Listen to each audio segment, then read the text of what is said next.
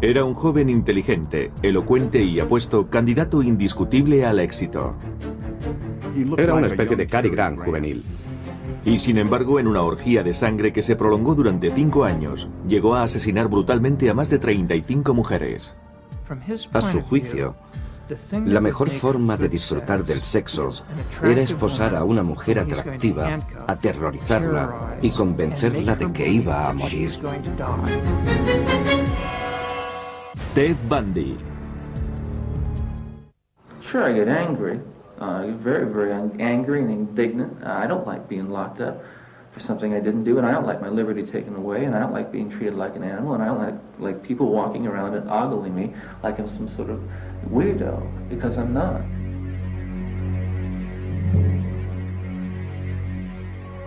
A las 7 de la mañana del 24 de enero de 1989, en la prisión estatal de Starke, en Florida, estaba prevista una ejecución que muchos dudaban que fuera a realizarse. Se trataba de la ejecución de Ted Bundy, el asesino en serie más famoso de Estados Unidos. Tras una demora de 10 años, Bundy fue condenado a la pena capital por asesinar en 1978 a Kimberly Leach, de 12 años de edad. Sin embargo, reconoció ser el autor de 30 muertes más en los estados de Washington, Oregón, Utah, Idaho y Colorado. Desde que fuera apresado por primera vez en 1976, Bundy se convertiría en todo un fenómeno mediático. Los Estados Unidos quedaron fascinados por la figura de Bundy, antiguo Boy Scout, estudiante de Derecho, militante de las Juventudes Republicanas y político de futuro prometedor en el ámbito local del estado de Washington. Nosotros le conocimos antes de que le acusaran y le detuvieran, y era una persona muy agradable. Era amigo nuestro. Nunca apreciamos nada raro ni anormal en él. Una vez encarcelado, no tardó en mofarse de la justicia, fugándose de 2 prisiones diferentes en el estado de Colorado. Tras ser detenido en Florida, ejerció su propia defensa legal ante la extasiada mirada de una legión de admiradoras que seguía todos sus pasos. Si las miraba, ellas se sonreían y se daban codazos unas a otras. Y yo pensaba, ¿es que no se darán cuenta de que si estuviera en libertad y se tropezara con ellas una noche, se convertirían automáticamente en víctimas suyas? Pero la habitual arrogancia de Bundy le abandonaba a medida que se iba aproximando a la sala de ejecuciones escoltado por 2 funcionarios. Parecía que se resignaba a su destino. Se quedó embobado mirando la silla eléctrica. En el exterior, unas 500 personas que esperaban impacientes la noticia de su muerte coreaban frases como «Achichárrate, Bundy».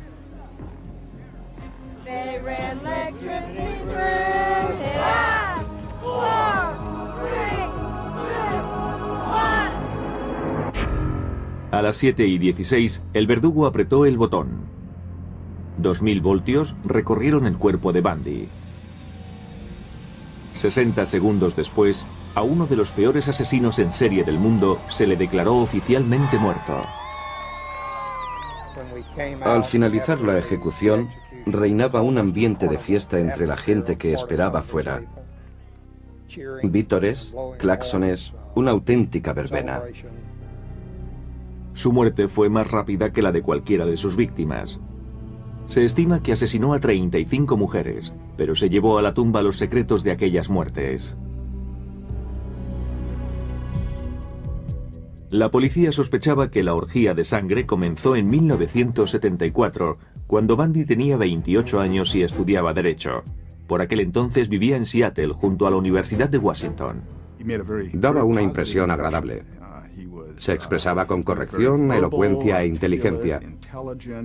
Si tuviera que describirle, diría que es una especie de Cary Grant juvenil.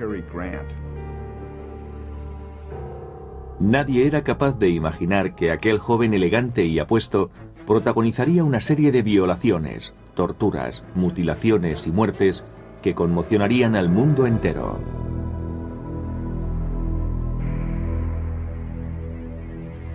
Pasadas las 12 de la noche del 4 de enero de 1974, Ted Bundy se acercó a la casa donde vivía Johnny Lenz, estudiante de la Universidad de Washington, de 18 años de edad. Accedió al interior de la vivienda a través de una ventana y una vez dentro golpeó salvajemente a su víctima con una barra de hierro cuando ésta estaba dormida. A la mañana siguiente el cuerpo de Johnny fue hallado en medio de un charco de sangre, con un trozo de madera procedente de la cabecera de su cama introducido a presión en la vagina. Bundy eligió a Johnny por una razón muy concreta. Poseía ciertas características físicas comunes a todas sus víctimas. Llevaba el pelo largo, peinado con la raya al medio. Aún habrían de pasar años para que la policía desentrañase el móvil de los crímenes de Bundy. Linda Ann Healy cursaba el último año de sus estudios de psicología.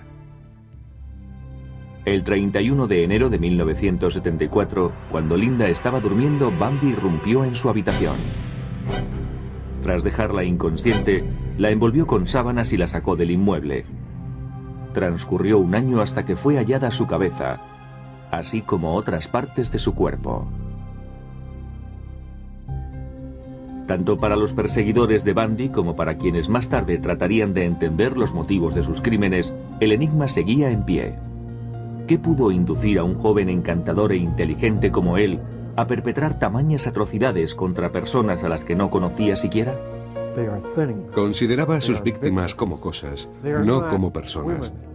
Nunca le oí referirse a ellas como mujeres. Para él no pasaban de ser simples objetos. La vida de sus víctimas no tenía valor para él, porque no pensaba que fuesen personas de carne y hueso. La idea de conmocionar a los agentes de la ley y ocasionar sufrimiento a los padres le resultaba emocionante porque de esa manera materializaba su venganza. Sin embargo, Bundy, al igual que otros asesinos en serie, era capaz de ocultar a la perfección el impulso asesino que le dominaba. Sus amigos, su familia y sus compañeros le consideraban una persona perfectamente cuerda. Parecía un buen chico. Era un placer charlar con él. Sabíamos algo de su actividad profesional y pensábamos que tenía un futuro prometedor. Era un triunfador en ciernes. Uno de los rasgos más importantes de su personalidad era que parecía muy sincero. Era como si emanase sinceridad por todos sus poros. Pero las apariencias engañan. Bundy era un maestro del engaño. En aquellos momentos no me di cuenta de que llevaba una máscara cuidadosamente diseñada para relacionarse con los demás. Ni por lo más remoto advertí al monstruo que acechaba bajo el disfraz. Pero desde 1974, ese monstruo llevaba muchos años oculto tras la máscara. Quizá desde la infancia. Siempre albergué la sospecha de que bajo esa apariencia de niño bueno bullía una intensa hostilidad, seguramente hacia su propia madre.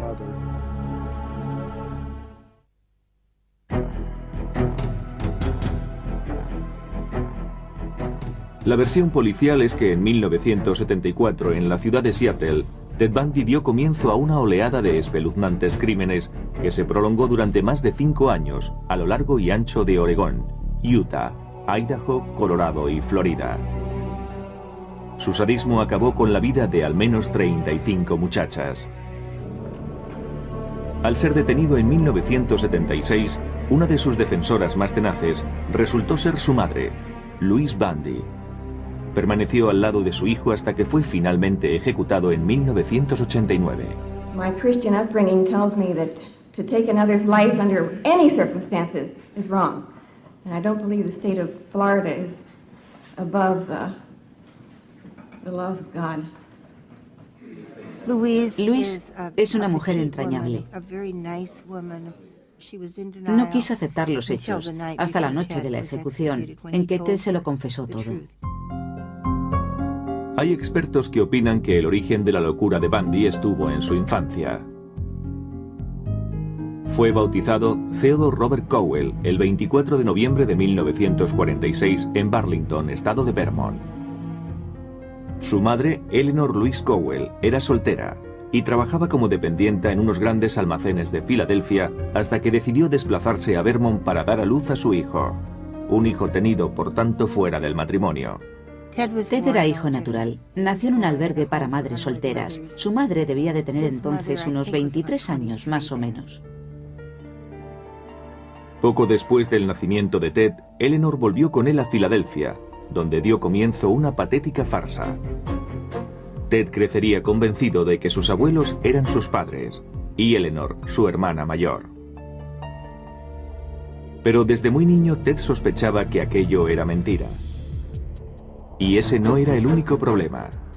La madre de Eleanor tenía un amplio historial de depresiones nerviosas, sufría ataques de pánico y hubo de ser tratada mediante electroshock.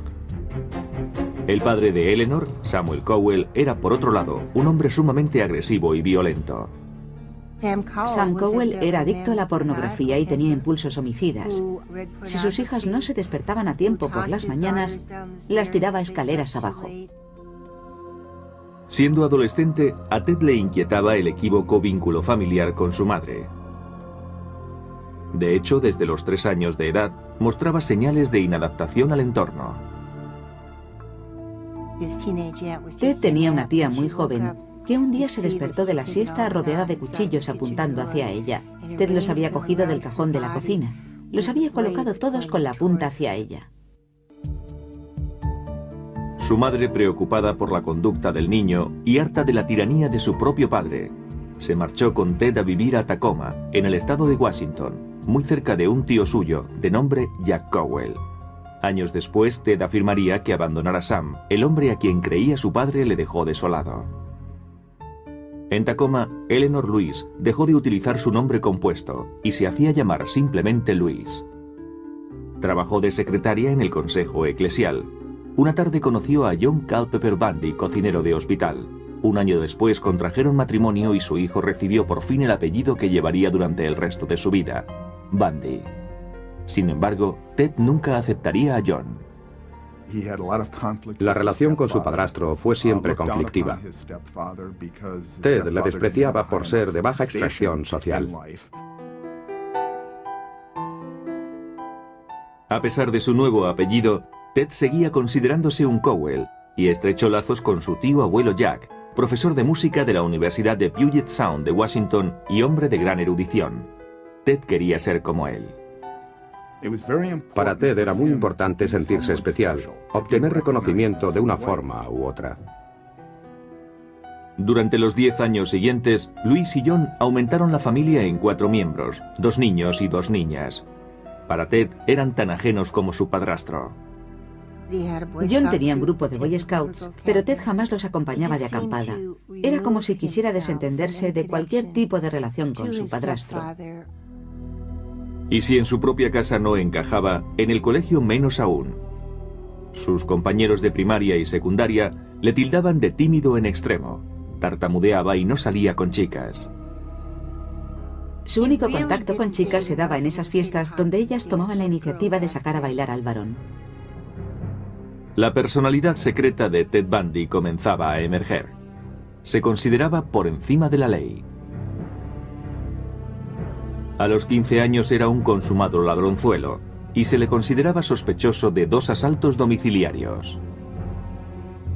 Su tremendo narcisismo, la habilidad para despistar a la policía y la tendencia a burlarse de la autoridad, unidas a su pericia como ladrón, contribuyeron a reforzar su desmedida autoestima y la convicción de que tenía derecho a hacer cuanto se le antojase. Su relación con las mujeres también cambió.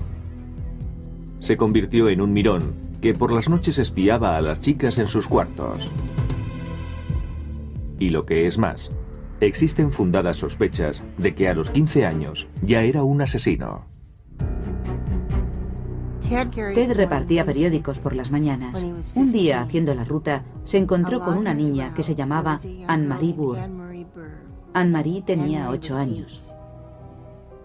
Ted conocía a Anne-Marie de cuando ella iba a dar clases de piano con su tío abuelo Jack.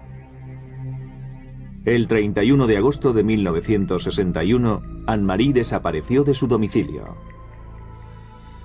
Eran los días en que se instalaba la televisión por cable en el tejado de las casas y había que dejar una ventana semiabierta para que pasara el cable.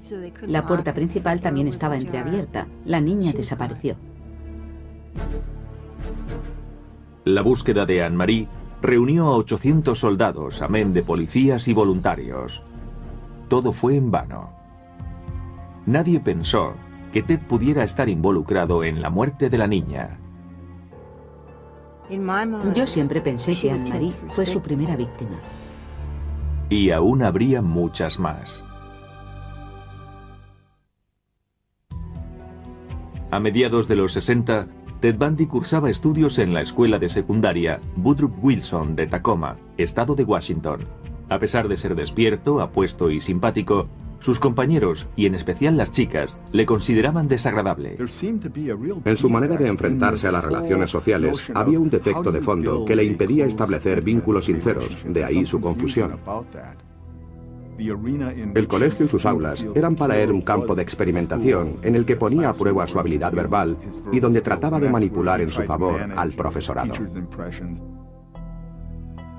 En 1965 finalizó sus estudios preuniversitarios con la calificación de notable. El año siguiente se matriculó en la Universidad de Puget Sound, pero en el campus se sentía anónimo y desorientado. Teddy notaba que no encajaba.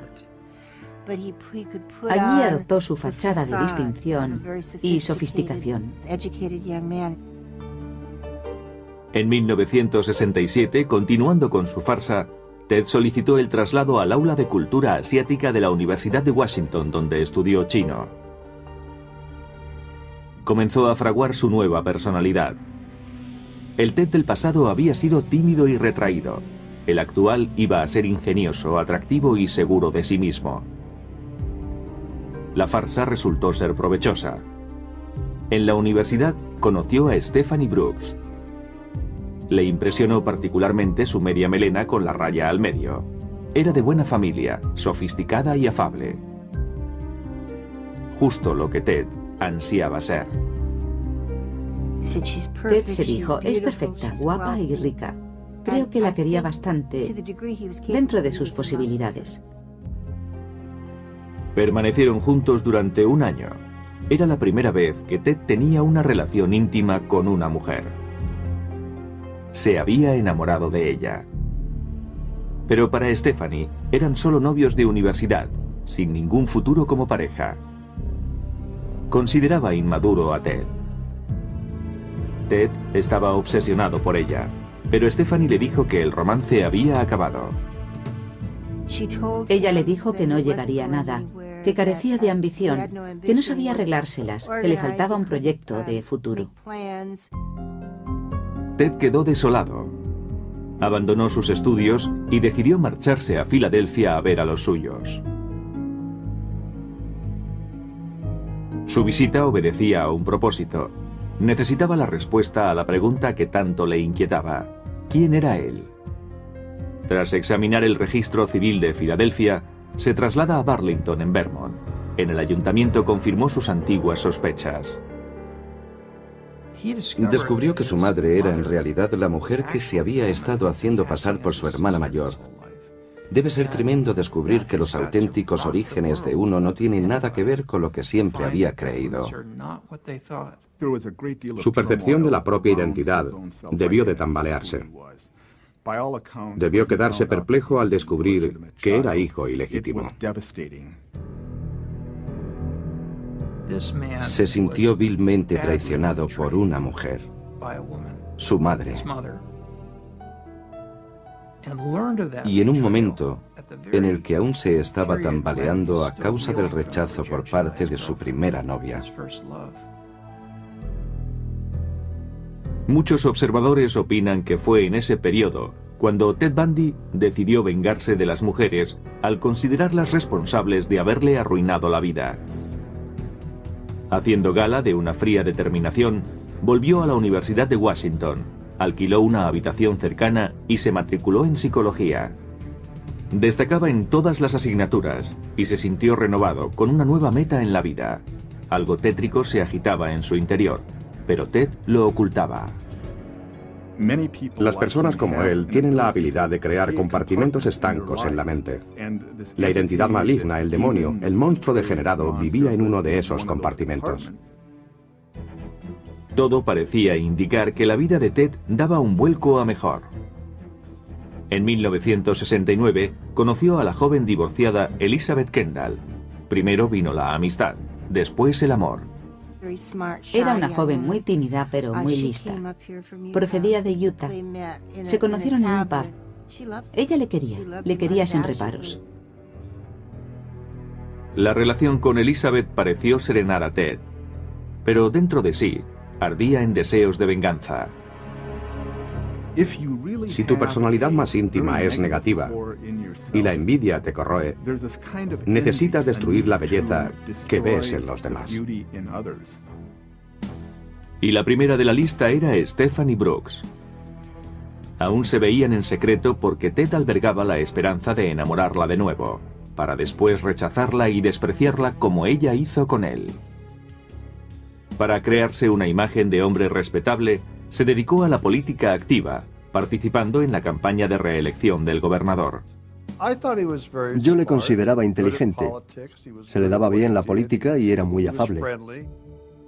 En 1971, a la edad de 25 años, Bundy dedicaba su tiempo libre a disuadir a los suicidas en el teléfono de la Esperanza de Seattle. A su lado trabajaba la futura escritora Anne Rule. Era cariñoso y se le daba bien conversar por teléfono. Resulta paradójico que salvásemos tantas vidas juntos. Si en ese momento alguien me hubiera dicho lo que se escondía tras una fachada tan gentil, le hubiese contestado que estaba loco. Además, trabajábamos los dos solos en un caserón victoriano de 4 pisos, que recordaba el de la película Psicosis. Yo no percibía ninguna amenaza en Ted Bundy. En 1972, Stephanie, la primera novia de Ted, seguía siendo protagonista de sus anhelos. Durante un viaje de trabajo a San Francisco, se reunió con ella. El nuevo Ted Bundy la dejó sin aliento.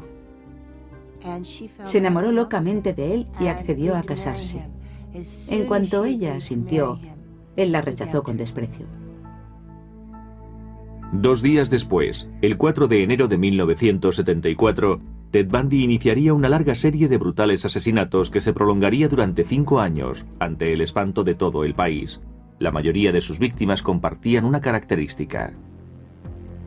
Sus víctimas predilectas eran mujeres de mediana estatura, de pelo largo y peinado con la raya en medio, bastante agraciadas físicamente. Todas se parecían a Stephanie Brooks.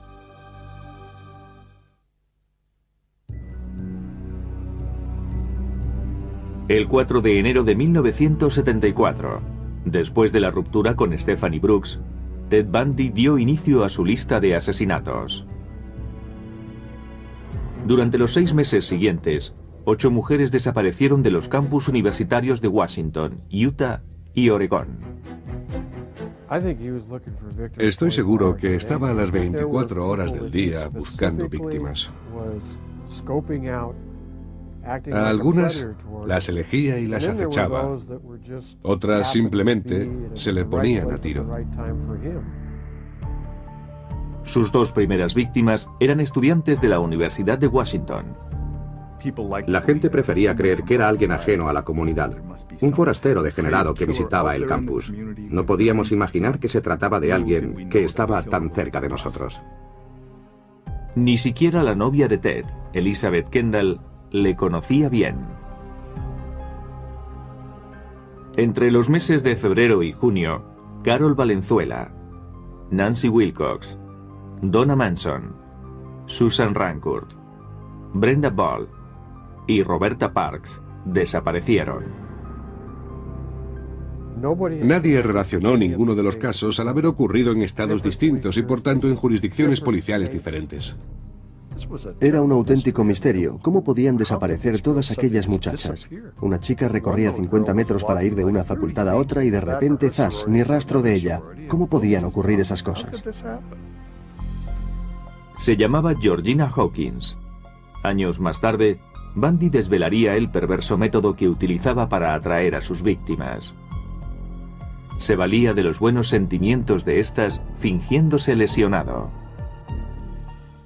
Las chicas que elegía solían dedicarse a realizar labores sociales. Él aparecía con muletas como si estuviese cojo. Dejaba caer los libros y le pedía a una joven que le ayudara a recogerlos. Ese fue el ardid que utilizó con Georgina Hawkins. Cuando ella se inclinó para meter los libros en el coche de Bundy, este la golpeó con una herramienta metálica que llevaba escondida. La golpeó en la cabeza y la introdujo en el auto. Siempre las maniataba, ya fuera con tiras de tela o de cuero, o las esposaba. Había extraído el asiento trasero al coche de modo que podía llevarlas tumbadas sin que nadie sospechase nada. Bundy llevaba a sus víctimas a los bosques de Seattle. Si habían sobrevivido al primer ataque, abusaba sexualmente de ellas. A su juicio, la mejor forma de disfrutar del sexo era esposar a una mujer atractiva, aterrorizarla y convencerla de que iba a morir. Mientras esperaba su propia ejecución, se le preguntó qué se sentía al matar a una persona. Y contestó que asesinar no tiene nada que ver con la lujuria ni con la violencia, sino con la posesión. Cuando sientes que la víctima exhala su último aliento, la miras a los ojos. En ese instante, eres Dios. Cuando terminaba, se deshacía de los cadáveres en el bosque para volver más adelante. Volvía una y otra vez a la escena del crimen, no solo para eliminar pruebas y esas cosas, sino para ensañarse con los cadáveres. Sospechamos que en cierta ocasión se llevó un cadáver a casa porque la víctima en cuestión estaba maquillada de una manera totalmente inusual en ella. Bundy maquilló a la muchacha muerta para hacerla más atractiva, aunque en realidad le daba igual porque también profanaba sexualmente cadáveres en descomposición.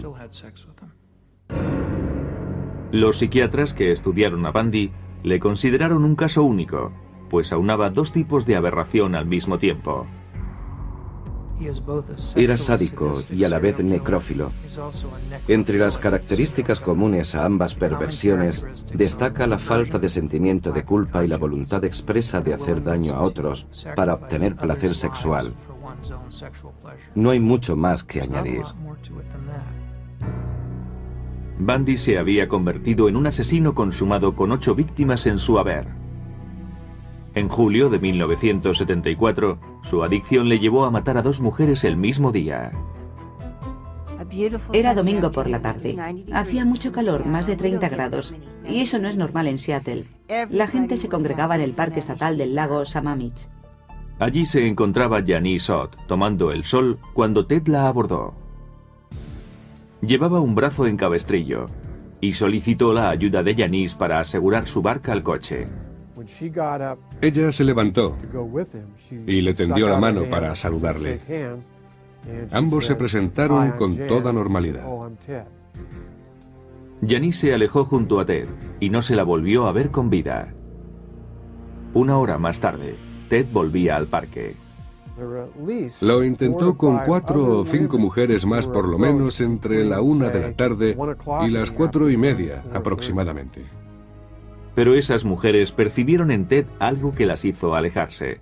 Denise Naslund no tuvo tanta suerte. Sobre las 5 de la tarde se encaminó a los urinarios del parque.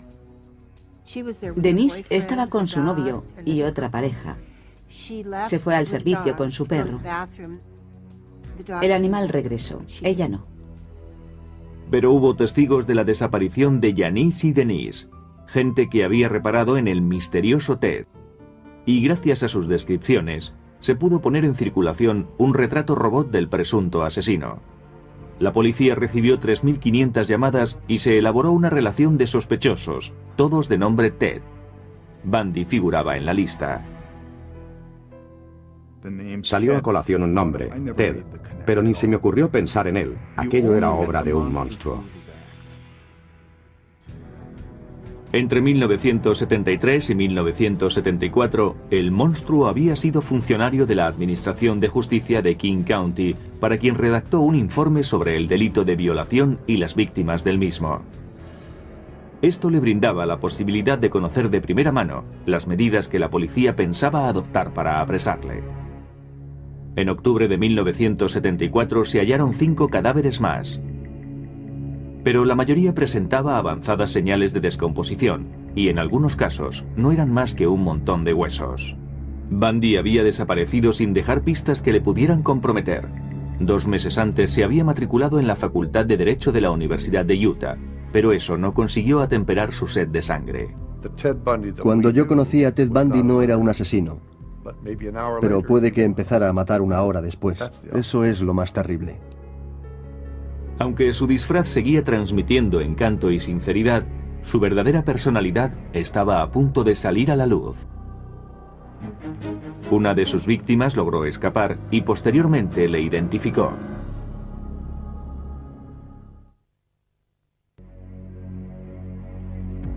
A principios del mes de noviembre del año 1974, Bundy había asesinado ya al menos a 11 mujeres en Oregón y a 2 más en Utah, donde ahora residía. Paralelamente estudiaba Derecho en la Universidad de Utah. De no haber sido por la obsesión de matar, seguro que hubiera llegado a ser un brillante abogado. Los asesinos en serie matan por adicción. Y siempre se convierte uno en adicto de la misma manera. Se prueba la droga por curiosidad y se acaba por no poder pasar sin ella. En este caso, su droga era matar. Pero Bundy iba a cometer el primer error. El 8 de noviembre trató de secuestrar en un centro comercial a Carol DeRonch, de 19 años de edad, haciéndose pasar por policía. Le dijo que habían intentado robarle el coche y él le ofreció ayuda. Una vez en el interior del vehículo intentó esposarla, pero Carol repelió la agresión, consiguió salir del automóvil y huyó. Al fin contábamos con una superviviente que describía con toda claridad al secuestrador y que aportaba pruebas de primera mano, pues estaba esposada.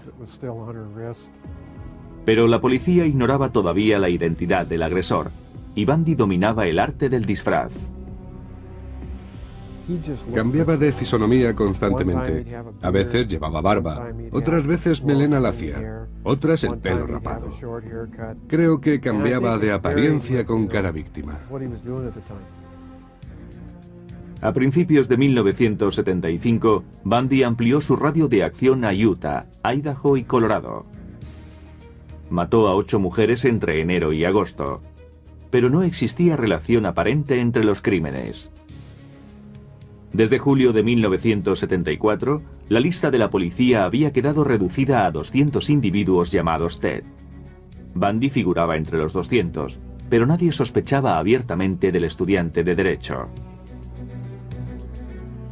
Se empieza a advertir un denominador común en todas las desapariciones. Los asesinatos presentan el mismo patrón. La suerte estaba a punto de abandonar a Ted Bundy. En Utah, el 15 de agosto, un policía de tráfico le ordena que se detenga por conducir de manera imprudente y procede a registrar el vehículo. El agente encuentra entonces una bolsa que contiene una barra de hierro, unas esposas y un pasamontañas. Llevaba el Museo de los Horrores a cuestas. Bundy es detenido inmediatamente bajo sospecha de asalto. Más tarde se le intervendrían mapas y tickets de gasolinera que le relacionaban con los escenarios de los crímenes de Colorado. Como colofón, Carol DeRonch le identifica como su agresor. Nos quedamos de piedra, no nos lo podíamos creer. Nos pusimos de su lado e incluso decidimos reunir dinero para su defensa. No nos lo podíamos creer, no podía ser él. El 23 de febrero de 1976, Bundy es procesado por sus asesinatos. Durante el juicio está convencido de que será declarado inocente. Pero en el estrado, Carol DeRonch relató los terribles momentos que había pasado junto a Bundy y lo identificó como su agresor. Fue declarado culpable y condenado a 15 años de prisión. Durante su reclusión continuaron las pesquisas y se le relacionó con el asesinato de Karen Campbell en Colorado. Pero Bundy continuaba impertérrito a pesar de verse convertido en acontecimiento mediático. Have you ever physically harmed anyone? Ever physically harmed anyone? No. No. You Again, not in the context of things that you're speaking of. Ted estaba tan seguro de sí mismo que rayaba en la arrogancia. Y eso que le acusaban de asesinato. En abril de 1977 se le traslada a Colorado en espera de juicio. Bundy despidió a sus abogados y consiguió permiso para defenderse a sí mismo ante el tribunal. Bundy confiaba ciegamente en su inteligencia y en su habilidad para manipular y derrotar al sistema judicial.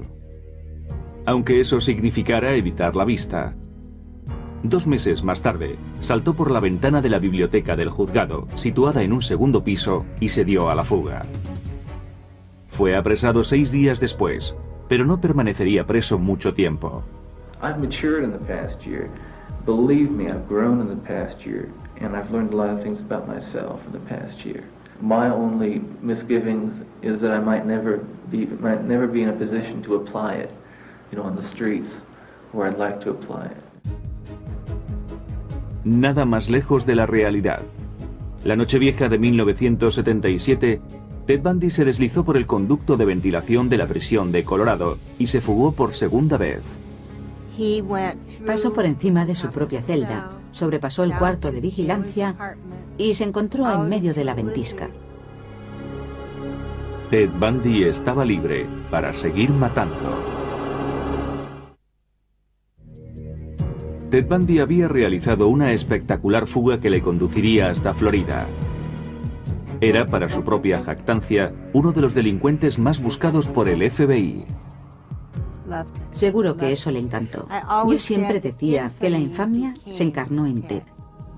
Cambió de nombre, se dejó barba y se instaló en Tallahassee, dedicándose a pasear por el campus de la Universidad del Estado de Florida. Creo que llegó a la ciudad alrededor del 8 de enero, decidido a, según confesaría más tarde, no dar ni un paso en falso. Pero su resolución se tambalearía.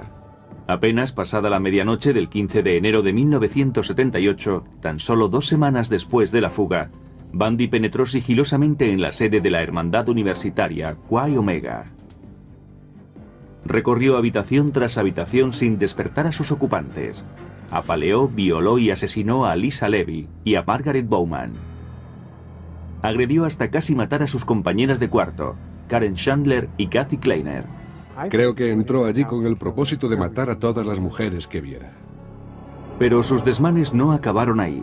Irrumpió en el apartamento de Cheryl Thomas a menos de medio kilómetro de distancia y se ensañó con ella. Pero contra todo pronóstico, Cheryl sobrevivió. Fue la 5ª víctima de Bundy aquella noche. No es que fuera incapaz de sentirse culpable por lo que había hecho, es que creía tener derecho a hacerlo, ya que las mujeres le habían tratado mal, ¿por qué no pagarles con la misma moneda? Volvería a matar 3 semanas después. Su víctima en esta ocasión fue Kimberly Leach, de 12 años, muy querida por sus compañeros de clase. Kimberly fue secuestrada, brutalmente agredida y asesinada. Sin embargo, el reinado de terror de Bundy se acercaba a su fin. El 15 de enero de 1978, un policía da el alto a un Volkswagen, cuyo robo había sido denunciado. Ted intentó escapar corriendo. Forcejeó con el agente, el cual llegó a disparar su arma. Al final, el policía logró reducirle. Bundy fue otra vez detenido e identificado.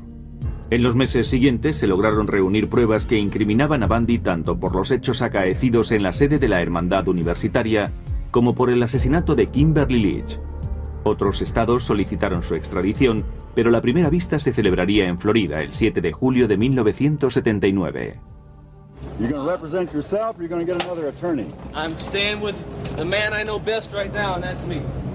Bundy realizó su propia defensa en el juicio por los asesinatos de la Hermandad Chi Omega. Tomó declaración a los testigos e hizo las exposiciones pertinentes. Yo actué con un criterio estrictamente profesional. Pero en el momento de interrogar a un agente de policía acerca de la escena del crimen, los miembros del jurado atisbaron horrorizados al auténtico Ted Bundy. Cuando se acercó a las personas que componían el jurado, Estas se reclinaron en el asiento. Le pidió a la gente que describiera con todo lujo de detalles lo que vio al apartar las sábanas. En ese momento, a ninguna de las personas de la sala o que seguían la vista por televisión, a nadie le quedó ninguna duda de que lo que ese hombre quería era revivir sus atrocidades. 2 semanas después, Bundy fue condenado a la pena máxima por los asesinatos de Lisa Levy y Margaret Bowman. En enero de 1980, Bundy fue juzgado por el asesinato de Kimberly Leach. Una vez más, fue sentenciado a muerte. Pero la ejecución se demoraría por algún tiempo. Durante los 9 años posteriores, Bundy apeló en numerosas ocasiones y engañó a la muerte utilizando subterfugios de última hora ante la inminente ejecución de la sentencia. Pero al fin, tras incontables apelaciones, se fijó la fecha de su ejecución para enero de 1989. Con objeto de retrasar la ejecución, propuso a las autoridades su colaboración en el esclarecimiento de casos aún no resueltos que también le eran atribuibles. Comenzó a dar información con cuentagotas para captar la atención de los investigadores. Después les decía que necesitaba más tiempo, que no aguantaba más, que tenían que convencer a las autoridades de Florida de que le concedieran más tiempo para que pudiese facilitar más detalles. Fue una estratagema desesperada. Estaba quemando el último cartucho. Sin embargo, estoy seguro de que Bundy, hasta la misma mañana de su ejecución, se creyó capaz de retrasar lo inevitable. Pero fue en vano. El 24 de enero de 1989, a la edad de 41 años, Ted Bundy, el joven elocuente y apuesto, capaz de alcanzar cualquier meta, que decidió, sin embargo, dar rienda suelta a sus monstruosos instintos asesinos, fue ejecutado en la silla eléctrica. El meollo del asunto es cómo recordar no a Ted Bundy, sino a aquellas muchachas en la flor de la vida, con apenas 19 o 20 años. El mundo era de ellas, y el futuro también. ¿Cuántas familias quedaron desmembradas y hundidas en la tragedia? Desgraciadamente todos recordamos a Ted Bundy. Yo preferiría recordar a aquellas chicas.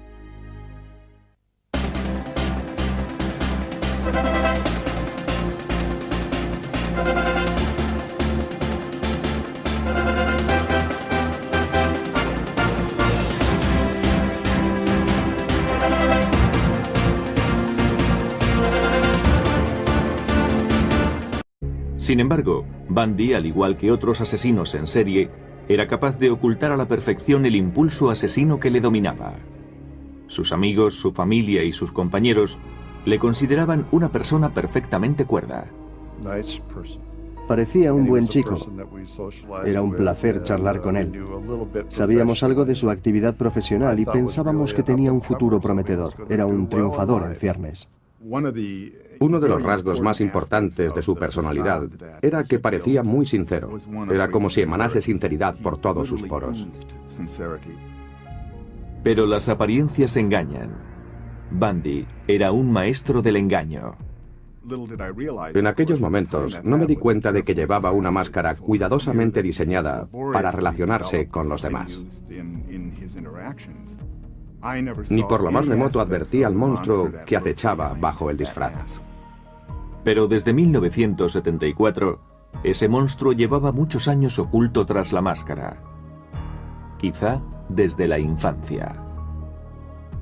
Siempre albergué la sospecha de que bajo esa apariencia de niño bueno bullía una intensa hostilidad, seguramente hacia su propia madre.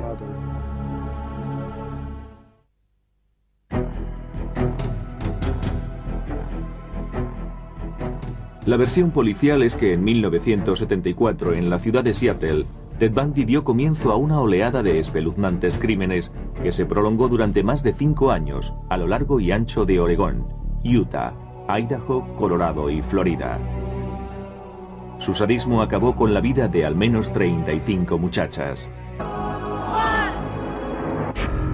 A las 7:16, el verdugo apretó el botón. 2000 voltios recorrieron el cuerpo de Bundy. 60 segundos después, a uno de los peores asesinos en serie del mundo se le declaró oficialmente muerto. Al finalizar la ejecución, reinaba un ambiente de fiesta entre la gente que esperaba fuera. Vítores, claxones, una auténtica verbena. Su muerte fue más rápida que la de cualquiera de sus víctimas. Se estima que asesinó a 35 mujeres, pero se llevó a la tumba los secretos de aquellas muertes. La policía sospechaba que la orgía de sangre comenzó en 1974, cuando Bundy tenía 28 años y estudiaba Derecho. Por aquel entonces vivía en Seattle, junto a la Universidad de Washington. Daba una impresión agradable. Se expresaba con corrección, elocuencia e inteligencia. Si tuviera que describirle, diría que es una especie de Cary Grant juvenil. Nadie era capaz de imaginar que aquel joven elegante y apuesto protagonizaría una serie de violaciones, torturas, mutilaciones y muertes que conmocionarían al mundo entero.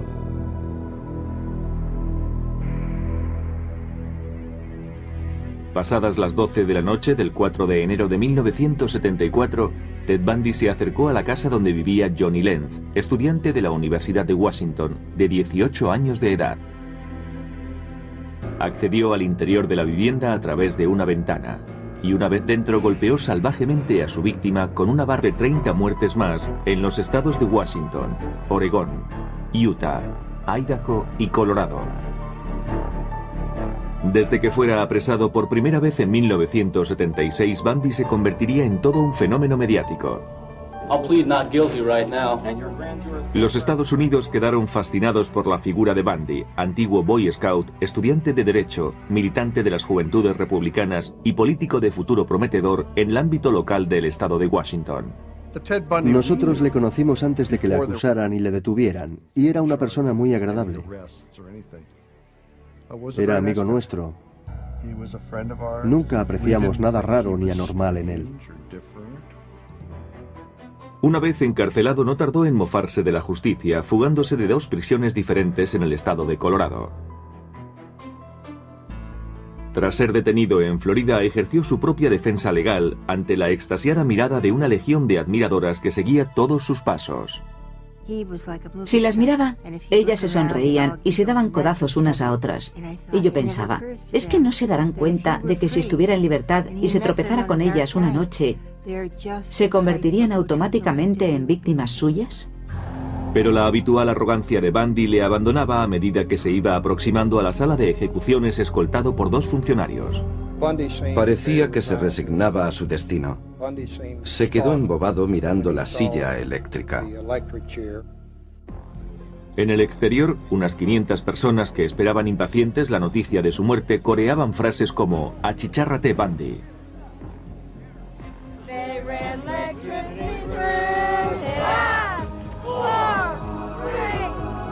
De hierro cuando ésta estaba dormida.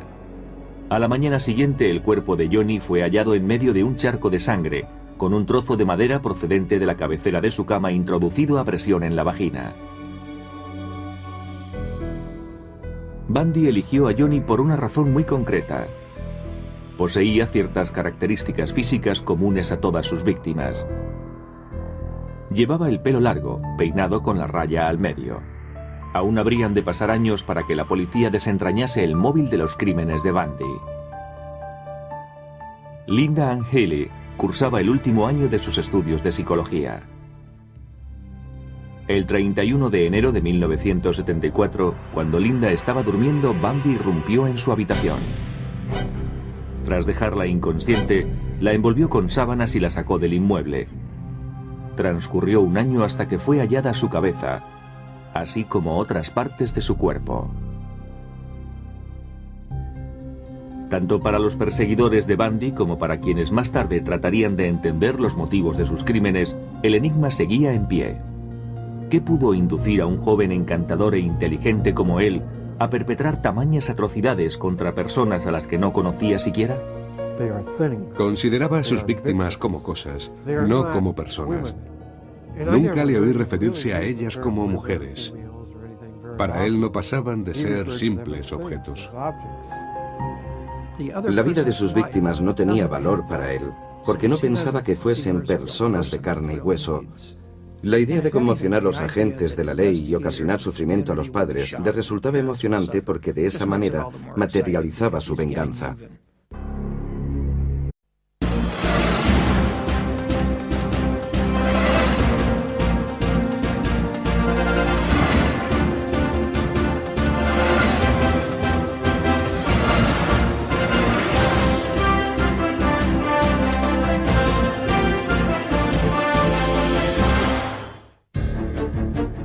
Era un joven inteligente, elocuente y apuesto candidato indiscutible al éxito.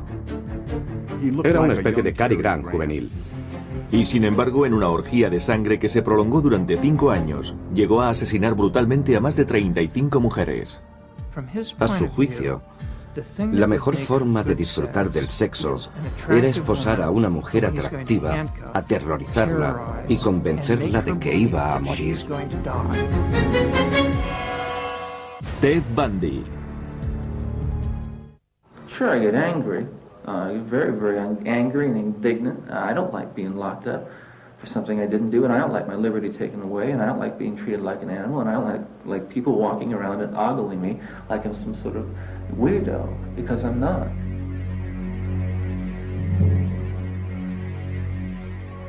A las 7 de la mañana del 24 de enero de 1989, en la prisión estatal de Stake, en Florida, estaba prevista una ejecución que muchos dudaban que fuera a realizarse. Se trataba de la ejecución de Ted Bundy, el asesino en serie más famoso de Estados Unidos. Tras una demora de 10 años, Bundy fue condenado a la pena capital por asesinar en 1978 a Kimberly Leach, de 12 años de edad. Sin embargo, reconoció ser el autor